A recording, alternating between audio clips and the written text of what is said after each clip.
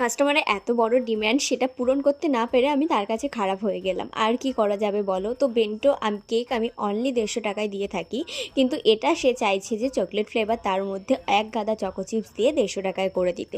তো চকলেট ফ্লেভারের দাম আমি সচরাচর একটু বেশিই নিয়ে থাকি, কারণ তোমরা সকলেই জানো যে চকলেট ফ্লেভারে কতটা চকলেট গানাশ, কতটা চকলেট ইউজ করতে হয়। আর এটা ছিল কিন্তু ভ্যানিলা ফ্লেভারের ওপরে। তো আমি তাকে বলাই, সে বললো যে ঠিক আছে, তোমার চকো চিপস অ্যাড করতে হবে না, 150 টাকার মধ্যে যা হয় তাই করে দিও। কিন্তু এই যে ফুটবল থিমের এই কেকটা করতে গিয়ে যে এত পরিমাণে টাইম লাগবে, আমি সত্যি কল্পনাতেও ভাবিনি। এই প্রত্যেকটা ডট ডট করে করতে করতে এক একটা ছোট্ট কেক হলেও কি অনেকটাই কিন্তু টাইম লেগেছিল। তো যাই হোক, তো তখন তার কাস্টমারকে কিছু বলা যায় না, কারণ সে একটা রেটে সে রাজি হয়েছিল। তো যাই হোক, এই কেকটা করতে তো আমার অনেকটা টাইম লেগেছিল। তার উপর চকলেট গানাশটা বেরোচ্ছিলোই না, মানে এই শীতের ওয়েদারে এত হার্ড হার্ড হয়ে যাচ্ছিলো, আর কি বলবো।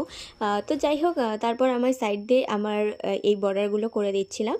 তো সেম করে দিয়েছি, কাস্টমার যেমন রেফারেন্স ফটো পাঠিয়েছিল। তো তোমরা দেখে জানিও কেকটা তোমাদের কেমন লাগলো।